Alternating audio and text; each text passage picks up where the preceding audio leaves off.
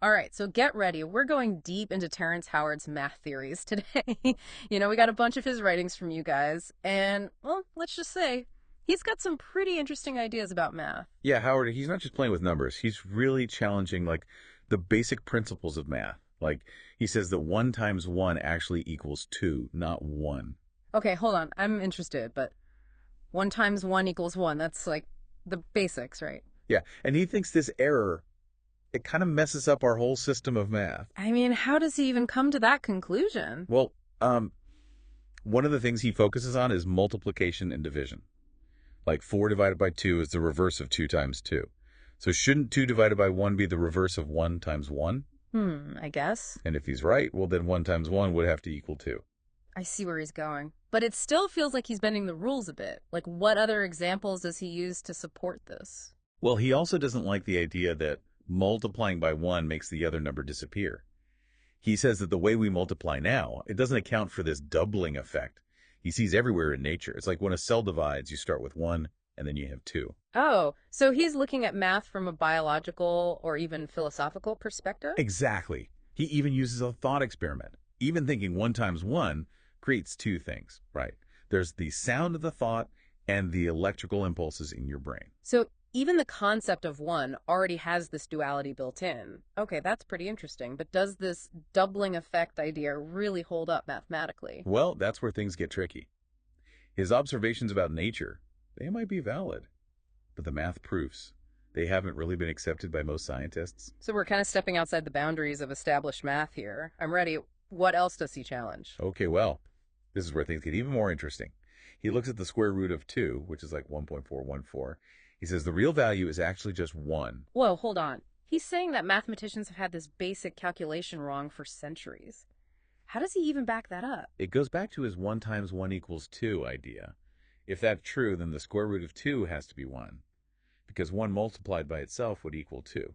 He also points to the Fibonacci sequence. No, the Fibonacci sequence. That's like the mathematical code hidden in nature, right? You see it everywhere, from seashells to flower petals. Yeah, exactly. And Howard sees the Fibonacci sequence as proof of this doubling effect he keeps talking about. He thinks traditional math just misses this crucial element. So he's saying that maybe math isn't just this abstract system of numbers and formulas. It's actually a reflection of these deeper patterns in the universe. That's one way to look at it. He's arguing that by ignoring these patterns, we're missing a fundamental truth about reality. Okay, this is definitely making me rethink some things about math. I'm starting to see how Howard's ideas could make us look at numbers and their connection to the world in a whole new way. And it doesn't stop there. He even takes on Euclidean geometry. The system we all learned in school, with straight lines and flat planes. Oh, wow. Euclidean geometry has been around for centuries. I can't even imagine questioning something so fundamental. What's his problem with it? He says that Euclidean geometry, it's too rigid and limited. Can't really describe a universe full of curves and motion. Straight lines don't really exist in nature. Everything's curved, like the orbits of planets, the shape of galaxies, even light bends. So our reliance on straight lines and flat planes, it's giving us an incomplete picture. Exactly. He thinks to really understand the universe, we need to embrace curves. We have to understand this dynamic, always changing nature of things. Okay, that's definitely making me think differently about the geometry I learned in school. I always thought of lines and angles as absolutes, but maybe there's more to the story than I realized. And here's where things get really mind-bending. Howard proposes his own geometry of the universe. He calls it the linchpin. It's all based on spheres and curved surfaces, trying to capture this dynamic, cyclical nature he sees everywhere. All right, we went from questioning basic math to proposing a whole new geometric model of the universe. I'm hooked. Tell me more about this linchpin. Well, he builds this idea on the flower of life. Yeah. That ancient geometric pattern found in cultures all around the world. I've seen that symbol before. It's always seemed so intricate and mysterious. Yes. And Howard thinks it's not just a pretty design. It's a visual representation of a much deeper, multidimensional reality. He sees the linchpin as the underlying structure that creates this flower of life pattern. So he's suggesting that this ancient symbol holds a key to understanding how the universe works. That's exactly his argument. He believes that understanding the geometry of the linchpin can unlock the secrets hidden within the flower of life. This is getting pretty deep. I have to admit, I'm struggling to visualize this whole linchpin concept. Well, hold on tight, because it gets even more complex from here. We'll dive deeper into his description of the linchpin in the next part of our deep dive. I can't wait. We've already covered so much, from basic multiplication to the geometry we all learned in school. This is definitely a journey into uncharted territory. It is, and I think what's really interesting about Howard's approach is that he's encouraging us to question the things we take for granted. He wants us to look at math and the universe in a completely new way. And that's what I love about these deep dives. They force us to step outside our comfort zones and explore new ways of thinking. So, stay tuned. We're going to go even deeper into Terrence Howard's fascinating and unconventional world. Okay, so let's get back to Terrence Howard. Last time, remember, we were talking about how he critiques Euclidean geometry, and he introduced his own model, the linchpin. Ready to explore that some more? You bet. I'm still trying to really get my head around this idea of a whole new geometry of the universe. But before we get too deep into the linchpin, you mentioned Howard builds this idea on the flower of life. Can we break that down a bit? I've seen the symbol, but I don't really know what it means. Sure. The flower of life, it's this pattern of overlapping circles, kind of like a honeycomb. You find it in ancient art and architecture all over the world. Okay, yeah, I think I've seen it. But what's so special about it? Well, there's no one single interpretation. But a lot of people see it as a symbol of creation, like the interconnectedness of life, the basic patterns of the universe. I see. So it's a pretty complex concept, and Howard sees this ancient symbol as connected to his own geometric model. Yeah. He thinks the flower of life is like a two-dimensional picture of a much deeper, multi-dimensional reality. So it's like a visual clue to a hidden order in the universe. Yeah. And his linchpin model is trying to decode that order. Exactly. He thinks that. By understanding the linchpin, we can unlock the secrets hidden in the flower of life and get a much deeper understanding of how things were created. Okay, that's a pretty big claim.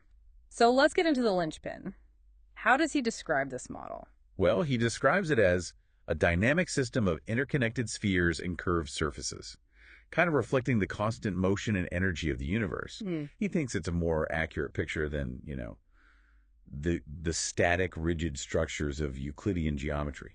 I'm starting to see why he's not a fan of traditional geometry. When you think about it, everything in the universe is constantly moving and changing. Even things that seem solid are made of atoms buzzing with energy. So a model based on fixed lines and shapes, it doesn't really capture that? Yeah, you got it. And Howard emphasizes these centripetal and centrifugal forces in his linchpin model. Okay, I remember those terms from physics. But remind me, what do those forces represent again? So centripetal force pulls things inward toward a center, and centrifugal force pushes things outward. Think of like a merry-go-round. You're being pulled in by centripetal force, but you feel pushed out by centrifugal force at the same time. That makes sense. Yeah. So I can see how those forces would be important. In a model based on spheres and curves, everything would be in this constant state of push and pull. That's it. He thinks these forces, they're always interacting, balancing each other out, creating this dynamic structure of the universe. So it's not just about the shapes, but also about the forces that shape and animate them. It's like a really holistic model. It is. And to make it even more complex, he introduces this concept of wave conjugations. Okay, wave conjugations, huh? What are those? He describes them as specific geometric arrangements of these interconnected spheres within the linchpin. He thinks these specific arrangements, they create the conditions for the formation of matter, energy, even consciousness. Whoa, he's connecting this model to, the building blocks of reality. Yeah. He even gets into specific examples, like the Terryen Wave Field. He thinks it's a fundamental building block of matter. He pictures it as like a four-sided pyramid with curved surfaces, representing the interaction of four equal and opposite forces. Okay, my brain's trying to picture that. A four-sided pyramid with curved surfaces. It's like mixing ancient geometry with modern physics. Right. He even connects this shape to the element hydrogen.